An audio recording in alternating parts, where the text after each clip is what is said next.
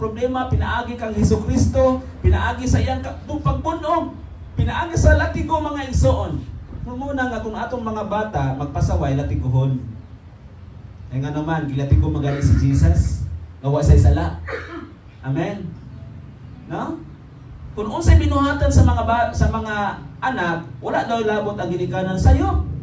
Kay unsay ibuhat sa mga anak, mo reflect na sa mga ginikanan. Mingon dayon ang uban nga wala man kapanto ni si ang ginikanan ani. Kung atong nahinumduman mga igsoon, ang previous message na to, be a solution, not a problem. Atong nahinumduman? Nga kinahanglan nga ikaw may solution, dili ka problema. Kung ang tao nakahimo og sugilanon nimo, so nagpanahon nga pwede nimo siyang usbon. Kay para nga ang tao muundang. Kay kining mga tao mga igsoon, one of the root of problem is sin. Tungod na sa ugat mga igsoon, makahimo gyud sugilanon bisag pastor pa ka. Bisag unsa pa ang imong profesyon kinabuhi, di na mo matter as long as naagyapon ang ugat. Dili og dili na masumpo igsoon. Pero kinsay makasumpo, by His stripe we can be healed, or we are healed. Isaiah chapter 53 verse 5. Mo na'y pinakadakong sugo, mo na'y pinakadakong promise sa Ginoo. No? Pinaagi sa iyang mga labod, pinaagi sa iyang mga pag-antos, no? Pinaagi sa mga kastigo, nawad-an siya, sakit kayo siya hang gibati, wala na ang kalinaw kaniya. No, nga kita untay angay dapat na kita untay dapat mubati ana igsoon. But gikalimtan ni Jesus na it's because of our love to us na masulbad ang problema sa mga katawhan. Muna mga igsoon, kining pagdawat nato sa mensahe sa Ginoo, that is up to you. It is a matter of decision. No?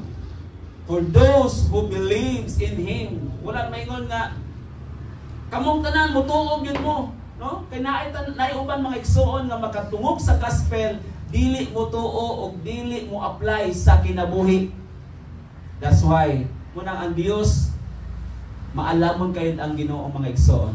Before na-publish, before na-print ang bulong sa Ginoo na ano na daso nauna sa tao nga ang nauna sa Dios nga ang tao, some of the humanities dili mo response mga igsoon ang mga katawhan.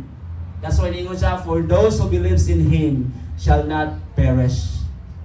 Muna gisulti po diha mga igsoon sa John chapter 1 verse 12. No? Si kinsa kadtong modawat o musalig kaniya gihatagan og katungod nga mahimong anak sa Dios. Amen. So kung ang tao anak na sa Dios mga igsoon, wala na tong problema.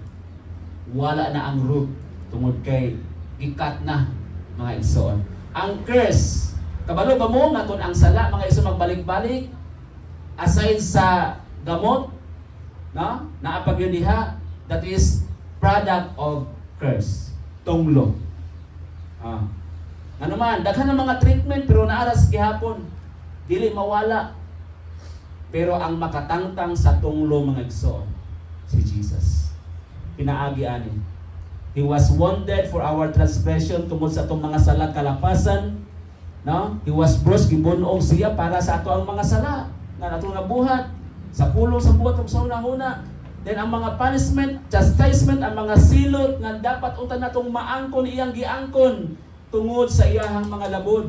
Kita na nga ayo.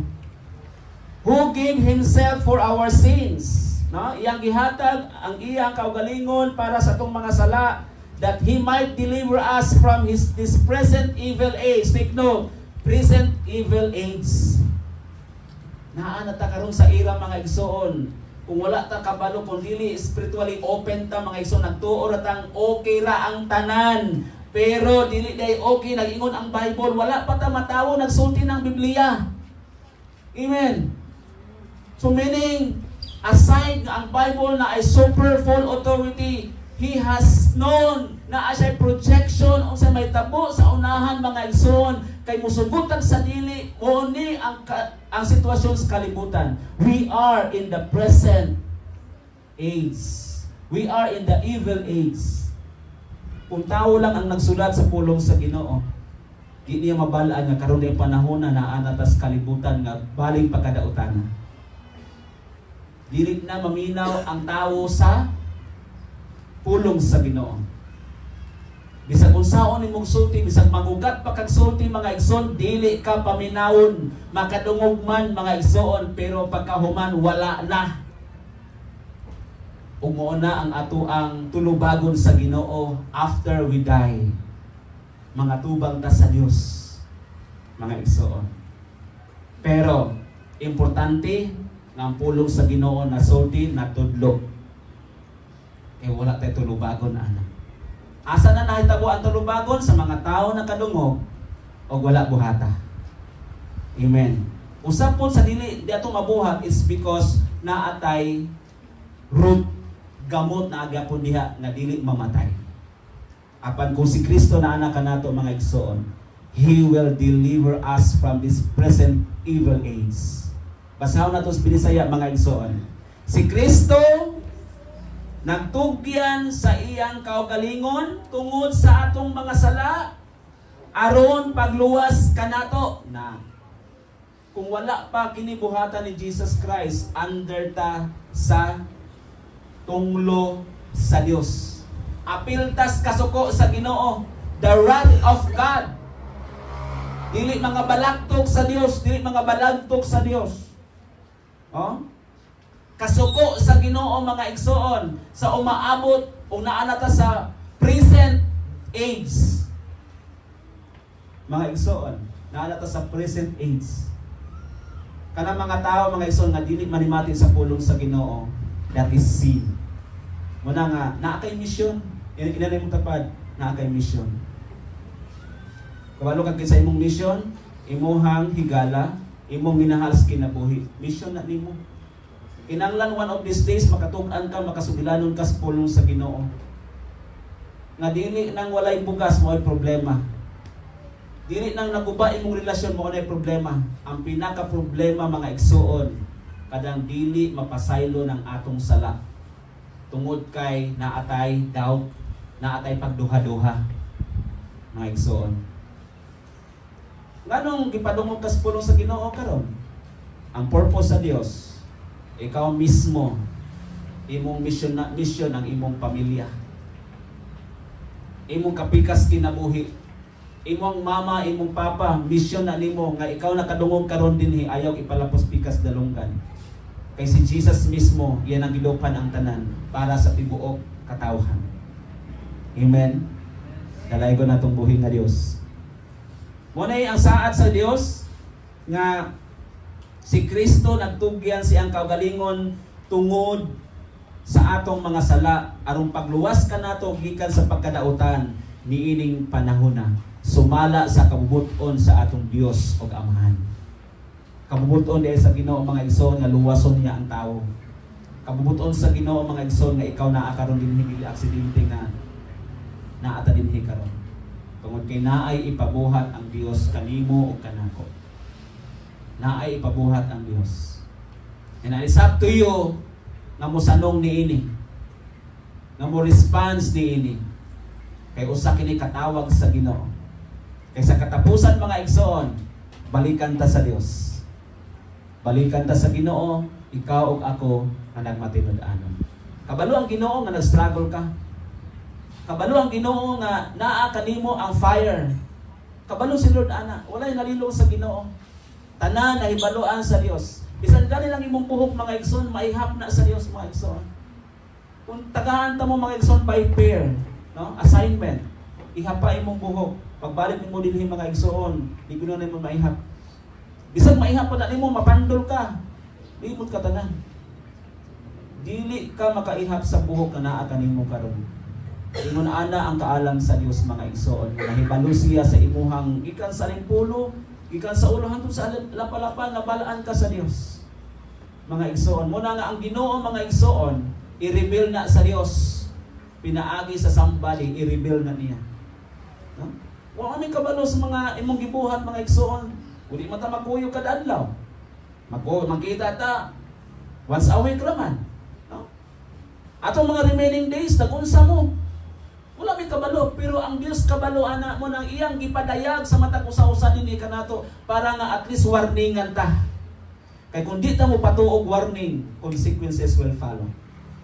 Mo ginahinumdum. Mao na kami naka-experience na may consequences, hapit kami mga matay. Ano man? Uy, pastor na di ay. Kinang ko kung Reverend Lee, you must be born again. Madahan insulto kay kumpar, nag-pastor na ko, nagwali na ko, di ino kong born again. Manuan, because there is something in me na ako ang bitterness inside. Ug maoto siya mga igsoon ang usa ka root nga dili mo talab ang atong mga pag-ampo. Di tanunggon sa mga pag-ampos Ginoo, mahimong bungol ang Dios ana because of sin tungod sa sala. Isang magugat pa ta mga igsoon og pag-ampo di maputol atong ugat ug inampo. Di jud ta dunggon sa Ginoo kung naatay gitago sulos tong kasing-kasing. Now here comes Jesus Christ is God. Jesus Christ is the one who saved us para nga kuhaon limpyuhan tanan mga igsoon. From inside and out, hugasan ta niya kay sama ta strapo. No? Sama ta strapo mga igsoon. Ligo tuod ta kada adlaw, limpyo ta pahumot ta. Maglimot tag perfume mga igsoon, pero ang sulod na to, grabe hugaw kayo. Kinahanglan tag word nga mag-cleanse nato igsuon kay nganuman na kuanta sa kalibutan no, we are surrounded a cloud of witnesses unya daghan nakakita nato mga igsuon, dili lang ta nag-inusaran ning kalibutan na daghan sila nga mga marites mga igsuon unya ikaw anak naman kas Ginoo, no, be a salt and the light of this earth. Na ang pulong sa Ginoo sa imong kinabuhi. Kabalo ang Dios nga naatoy mga struggle. Gilibutan ta mga dili magtutuo, mga unclean lips, muna gisulti ni Jeremiah. He is surrounded by a people of unclean lips. Mga dili magtutuo. Na ikaw na mix kanila, na hilubilo kaniya, kung dili dako ang Dios sa imong kinabuhi, matakdan ka. Muna'y panahon nga mawala kas mapas pagpangalagad mga igsoon. Kaya nga naman, you are influence. Na-influence tas kalibutan. Pero good thing ang pulong sa Ginoo. Kanunay yun ang may diri nato mga igsoon. Hallelujah. Susunod sa Born to Praise TV channel. We're created to worship. Na ang gracias Ginoo dito napita. In what way? Gitagaan sa Dios. Lagi sa numero, gikan sa pinakataas nga numero hangtod sa pinaka ilalom nga numero. And that is the transition of the grace of God. That is the grace period. Kay kung dole grasya mangod mga igsoon, pag ingon sa Ginoo, diha na kataman. Wala na hangyo-hangyo. Mo kita kay mo ihapon man ka. Ono. Unya na bilit.